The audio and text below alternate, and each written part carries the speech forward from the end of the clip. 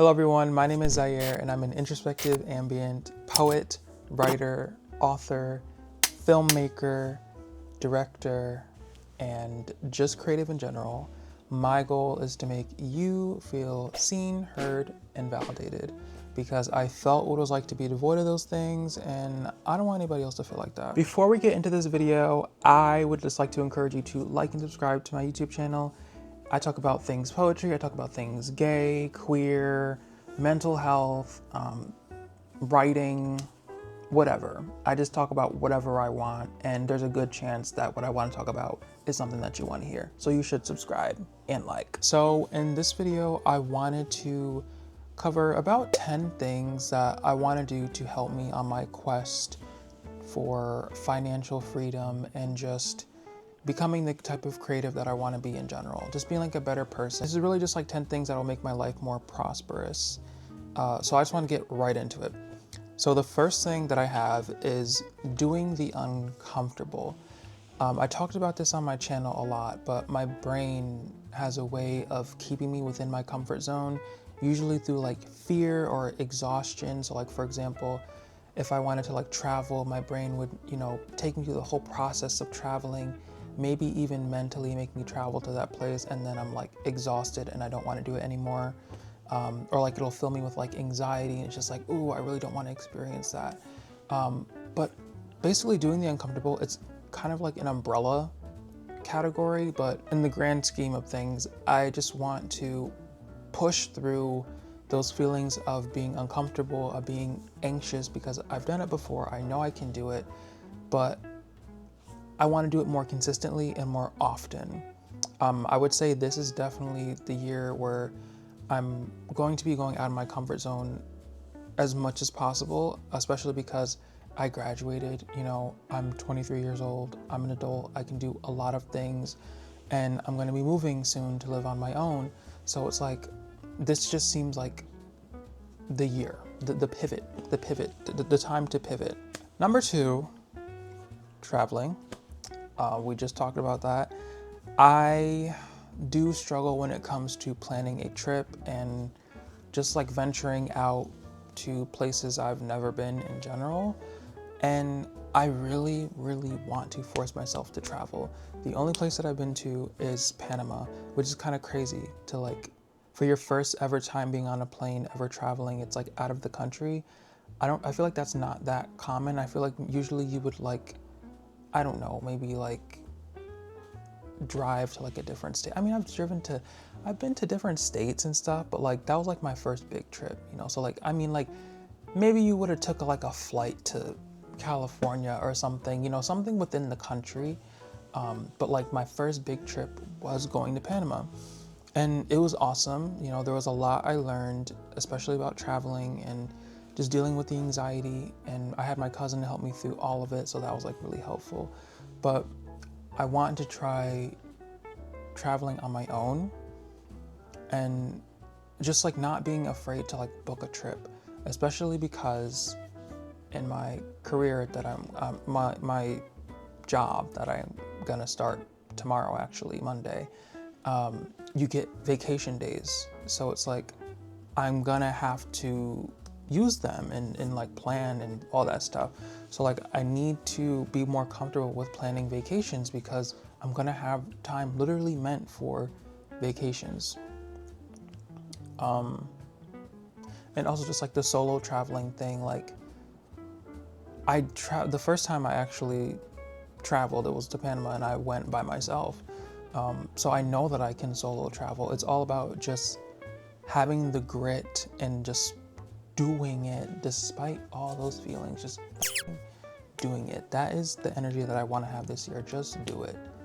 Not the Nike thing, but like, you get what I mean. Also, I had gotten to a fender bender like last year, and I think that has also given me like driving anxiety, because I made like a dumb mistake. It really wasn't that bad at all. My car actually got more damage than his, but basically we were at like this merge, and I was like kind of looking behind me to like see like when the opportunity was coming, and like this guy was in front of me, and like he had inched up, and there was an opportunity coming. So I'm like, oh, okay, he's going to take that. So I'm still looking. And then my time comes, and then I accelerated, and I look back, and I look back in front of me. I'm like, oh shit, he's still there. Boom, I rear-ended him. And it turns out it was like some old dude. So I was like, yeah, this kind of makes sense, because any person with their normal cognitive function would have already been gone, but he didn't go. So that kind of gave me driving anxiety, and just kind of like made me realize that accidents are really possible and can happen to me, and I can make mistakes. So just trying to completely triumph that by forcing myself to drive to different places, just be out of my comfort zone. And I'm gonna do it. Like this requires the old me to not die, but like be put to rest. I need to become a different person, the person that I want to be, a better person, a more fearless person, more confident. That's what I want to be this year. 3, putting more physical effort into my writing career. I would say getting my hobbies that I want to monetize to a profitable place. So like, as I said before, I'm a writer, I'm a poet.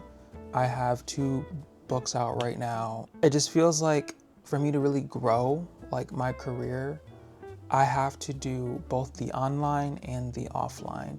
And the offline has been like a big struggle, but I have made progress with it. But the physical, the offline part, I've kind of neglected. So I want to do more stuff to actually support my writing career, boots on the ground kind of thing. So like, for example, there's like bookstores that I can try to get my books into. So like, there's one in New Paltz that I want to go to, and I have to do like a whole consignment thing. I swear I emailed them about it, because like you have to like set up a little table or whatever, and then I think it's like whatever copies you don't sell, you can give them. I don't know, but I swear I emailed them and they didn't get back to me, but we're gonna go there soon. There's also like, actually I have it here. There's like this bakery that I need to check out. There's also this local farmer's market that I might try to set up a table at. I don't really know, because those tend to cost like money for you to like set up a space, I think. So I don't really know if I'm gonna do that. There's this Snug Harbor art night on Wednesdays. And then, yeah, that's pretty much it. But like, there's a lot of stuff to do in New Paltz, so I'm probably gonna explore while I'm there. But like, stuff like that is what I mean. Like, oh, open mics, I wanna do that more. I actually signed up for one in Brooklyn, the Brooklyn Poets. It's gonna be February 13th, and I wanna do it. I went there last time, and you know, I performed one of my spoken word poems, and like, that was just like so crazy, because I was just like, oh my God, like, whoa, I just did that, and I was just so confident, and I want to do that again. I want to do more open mics. I want to go out and meet more people. 4, investing in my appearance. So I tend to be a very frugal and minimalist, and that's because I basically lived in survival mode for a good deal of my life.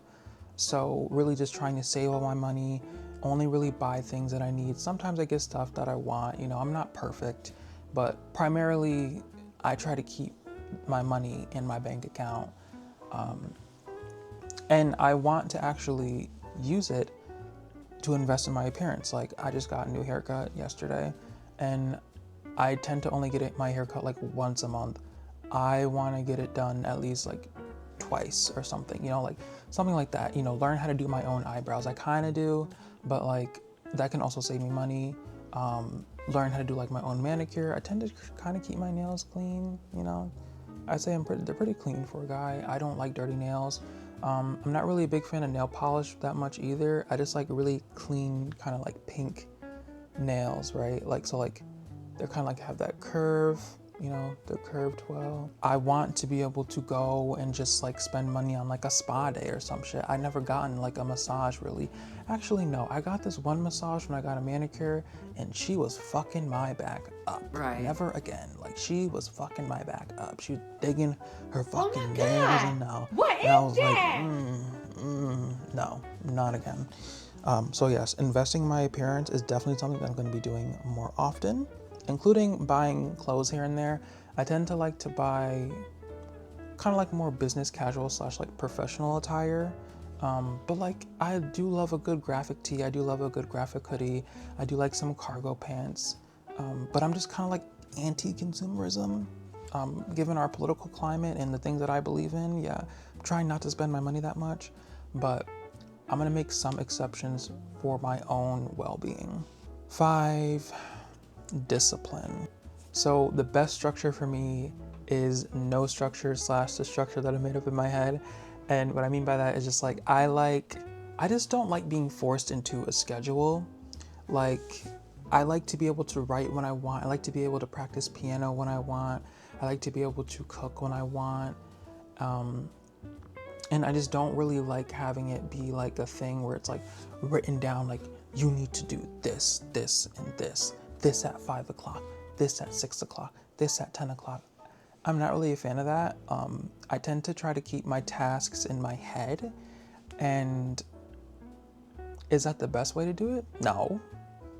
But I do it, and we made it this far, eating quote. But anyway, even if it's not going to be a written list, I still want to be more disciplined and have more structure. So I tend to keep up with the stuff that I care about, right? So like I try to make sure that I'm eating cooked meals. I cook my own food. I'm learning more and more how to cook all the time.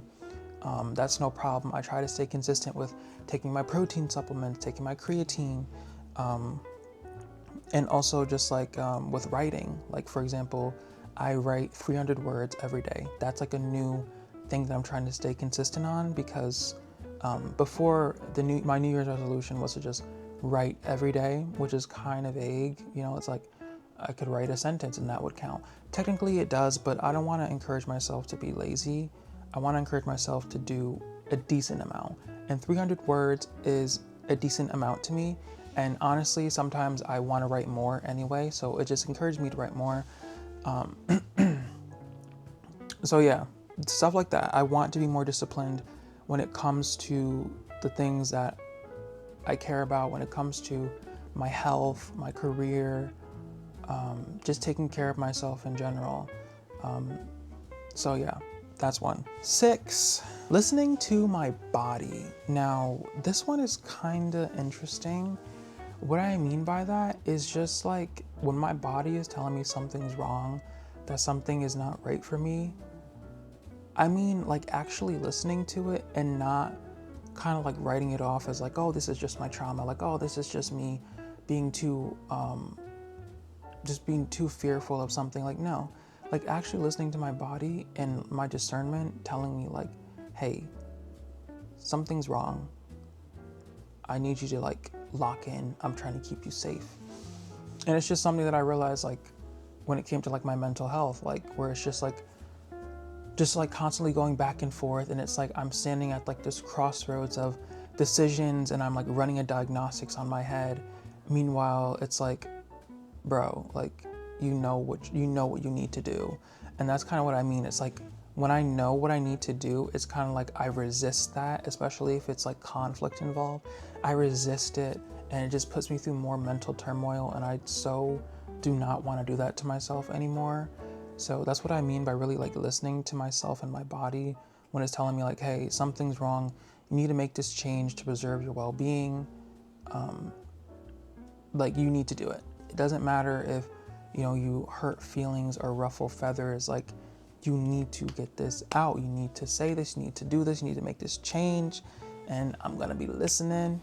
7, I mean, it's pretty bland, but like being more social, talking to strangers. Like if I go out to a place, I want to actually try to talk to somebody. And it's not impossible for me because I've done that before, especially at like networking events and stuff when I was like doing school. I talk to people because it's been, indoctrinated within me to like network, because you need to network or else you're not going to have any connections. And you never know if you're talking to like somebody who's going to hire you or, be your future manager for your creative career. I don't know. It's just good to talk to people and show that you can hold a conversation. And also, that's how you can also talk to people in terms of like dating and stuff. If if you don't talk to them, then it's just kind of like you miss out entirely on whatever it could be. 8, this kind of goes in with 7, not relying on dating apps. I realized that like it can be very negative, and like, of course, right? Like, duh. But talking to my therapist about it put it into perspective for me a lot, where she was saying like, yeah, it just doesn't sound like dating apps are for you. Like, it sounds like you need a third space. It sounds like you need to actually go out and explore and talk to people. Like, Pride Month is coming up, there's gonna be tons of gay people there, tons of queer people there. You need to like network with them, talk to them, get new friends. Like, that's like the perfect opportunity. And she's right, like, dating apps have made me insecure. They made me like question like whether or not my skin color is a problem, whether or not how I look is a problem, like who I am is a problem, the way I think, the things that I said, especially with the whole ghosting thing. It's like, oh my God, like, it should not be this hard. It should not be this hard. Like, I want to just go out and just meet people who are normal. And I know it's dangerous out there. People can be sneaky, envious, backstabbers. I get that. I work on my discernment all the time, but I just want to meet somebody organically. Like, oh my gosh. 9, changing my environment.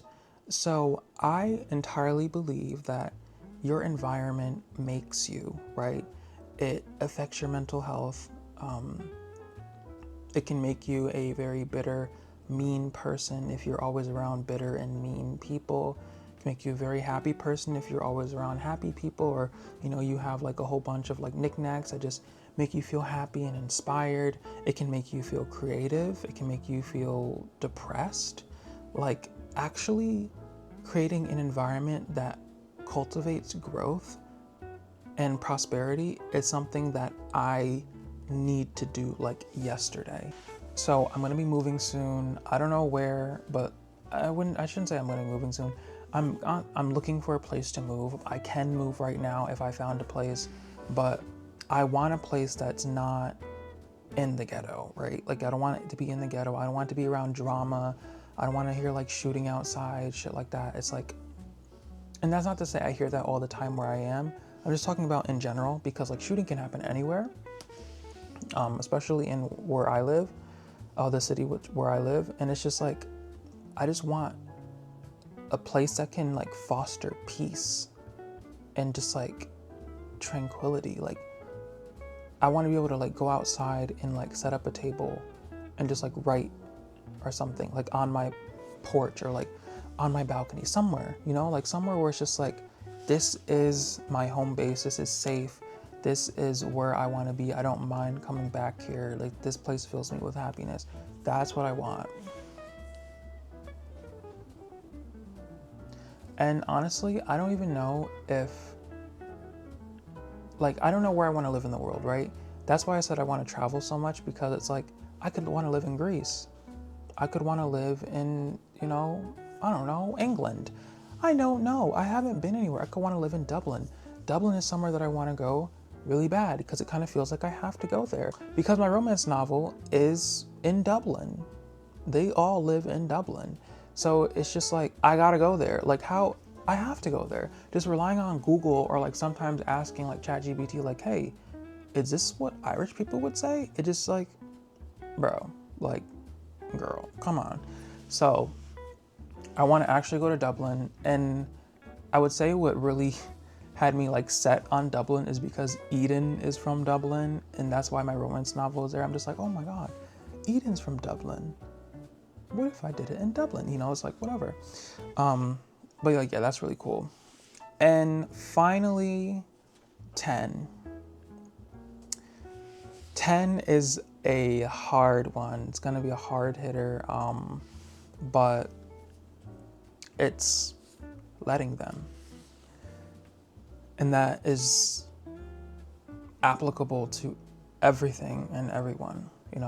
If your mom is not supportive of who you are, let her. If things don't feel like they're working out and you feel like you need to leave, let yourself leave. You need to change your environment, change the people who are around you. Let yourself make those changes. Because honestly, letting them is easier than letting yourself.